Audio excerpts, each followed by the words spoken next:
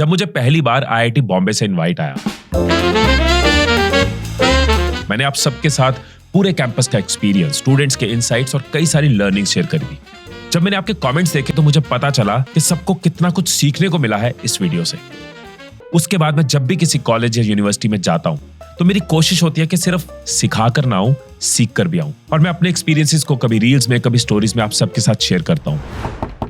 और अभी रिसेंटली मुझे इन्विटेशन आया चंडीगढ़ यूनिवर्सिटी के इंडिया के फर्स्ट एआई ऑगमेंटेड कैंपस की इनॉग्रेशन में जाने का, जिसकी इनॉग्रेशन यूपी के चीफ मिनिस्टर योगी आदित्यनाथ जी ने करी। अपने कॉलेज के पहले दिन आंखों में सपने लिए स्टूडेंट्स जो मेरे सामने बैठे थे, मैंने उनको बताया कि कैसे वो कॉलेज की लाइफ को बेस्ट बना सकते हैं। अगर हमें नहीं पता हमें जिंदगी में क्या चाहिए, हमें वो मिलेगा जो हमें नहीं चाहिए। कैसे यादें बनाते हुए वो अपने करियर की फाउंडेशन को बिल्ड कर सकते हैं। और मैंने उनको एक फॉर्मूला दिया, GPT. G goals, be positive thinking. तीसरा है टेकिंग एक्शन। मेरा रियल एक्सपीरियंस और इस वीडियो को बनाने का जो रीजन है वो शुरू हुआ स्टेज से उतरने के बाद। जब मैं कैंपस में घूमा, वहां के स्टूडेंट से मिला, एआई से बनी अलग अलग चीजें देखी, सब आपको बताऊंगा जो मैंने फ्यूचर टेक यूज की और आने वाली एआई अपॉर्चुनिटीज को समझा। मैंने फैकल्टी से बात करी, यूनिवर्सिटी के चांसलर से बात करी और उन स्टूडेंट्स के साथ टाइम बिताया जो गूगल, माइक्रोसॉफ्ट और डेलॉयट जैसी कंपनीज में प्लेस्ड है। मैंने समझा कि क्या है वो चीजें जो एक स्टूडेंट को अच्छी जॉब, अच्छे करियर या अच्छे फ्यूचर तक लेकर जाती है। ऐसे इनसाइट्स मुझे मिले जो सिर्फ इंटरव्यू क्रैक करने में हेल्प नहीं करेंगे, बल्कि आपको खुद को फ्यूचर रेडी करने के वो फंडामेंटल्स हैं। मुझे लगता है कि आप सबके लिए वो गेम चेंजर हो सकते हैं। तो ये सिर्फ एक लर्निंग यूट्यूब वीडियो नहीं है, बल्कि एक एक्सपीरियंशियल वीडियो है जहां पे मैं आपके साथ 5 ऐसे इनसाइट्स शेयर करूंगा जो आपको ड्रीम जॉब, ड्रीम कंपनी या ड्रीम करियर तक लेके जा सकते हैं। पहला insight, be the jack of all cards. हर स्टूडेंट अपना पूरा कॉलेज टेन्योर सिर्फ सिलेबस और सब्जेक्ट्स पढ़ने में बिता देता है, लेकिन उस 1 घंटे के इंटरव्यू के लिए क्या पढ़ना है इसका कोई जिक्र ही नहीं होता। बस इसी से जुड़ा एक सवाल जब मैंने गूगल में जॉब कर रहे मिशान से पूछा तो उन्होंने कहा, अगर आपको कोई पैसे दे रहा है, अगर आप सोच रहे हो कि मुझे 20 लाख, 25 लाख, 30 लाख, इवन 50 लाख का पैकेज मैं क्रैक करूं, there should be some X factor in you.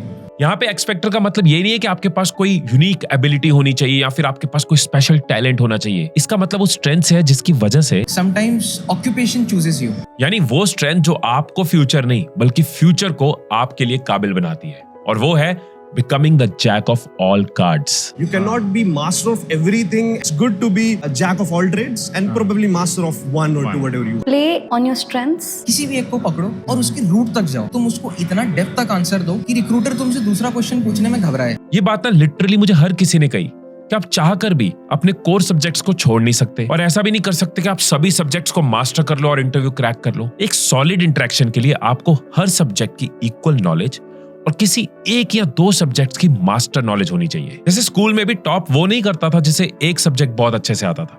Topper वो होता था जिसे हर सब्जेक्ट बराबर आता था पर 1-2 सब्जेक्ट्स में उसकी स्पेशल कमांड होती थी। और ये पॉइंट सिर्फ आईटी जॉब्स या मैनेजमेंट जॉब्स के लिए नहीं है, हर किसी के लिए, हर करियर में है।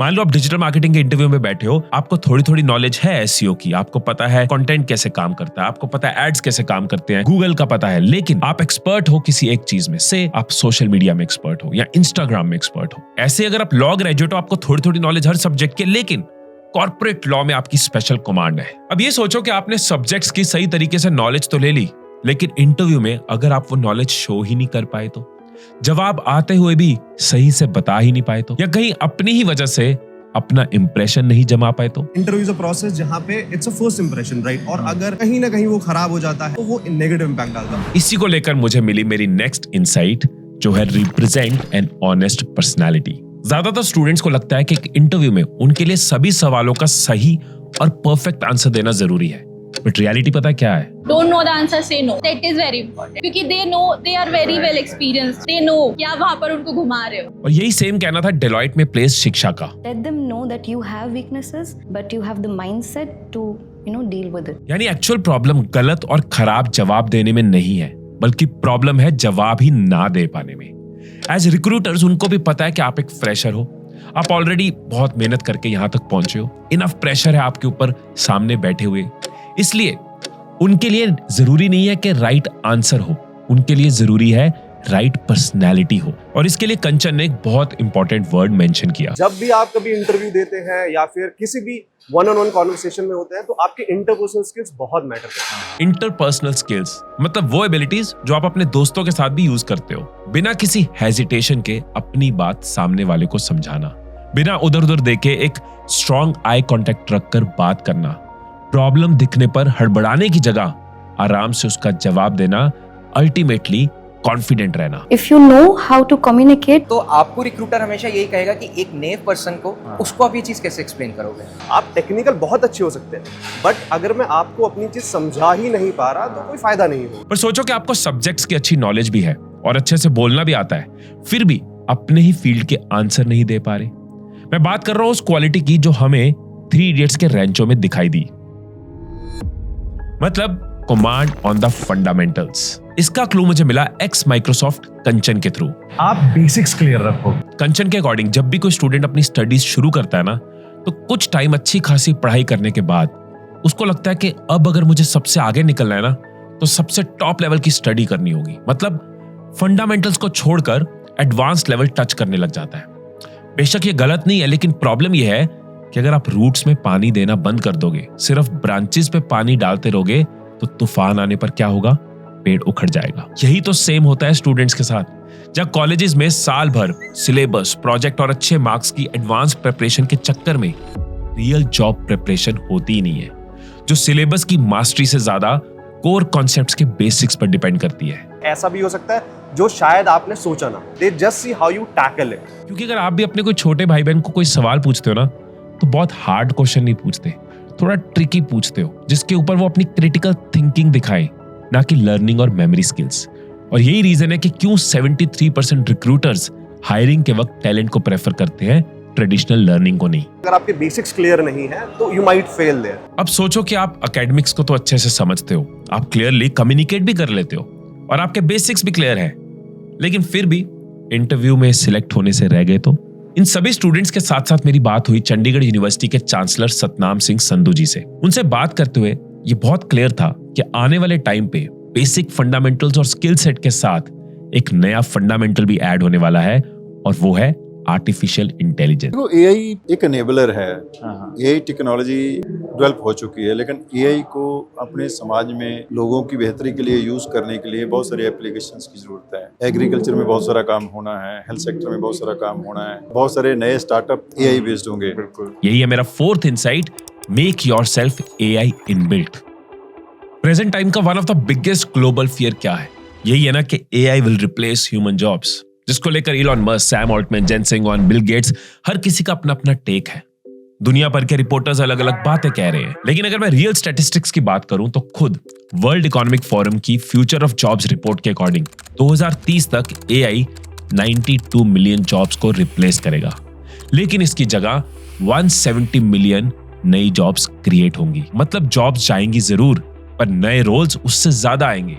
डिफरेंस यह है कि क्या आप नए रोल्स के लिए रेडी हो? निशांत ने भी सबके पीछे का रीजन बताया। अगर मैं एक बहुत छोटी सी भी एआई की जॉब चलाता हूँ मशीन लर्निंग में, तो मेरा दिन का खर्चा 1 मिलियन के आसपास है। तो क्या मैन पावर को एआई रिप्लेस कर सकता है? नहीं कर सकता, क्योंकि हम लोग बेचारे बहुत कम पैसों में मिल जाएंगे आपको काम करने की, हमें उसे यूटिलाइज करना है। जब मैंने यूनिवर्सिटी की एआई लैब विजिट करी, मेरा दिमाग और खुला कि एआई को हम कैसे कैसे यूज कर सकते हैं, क्या क्या यूटिलिटी हो सकती है।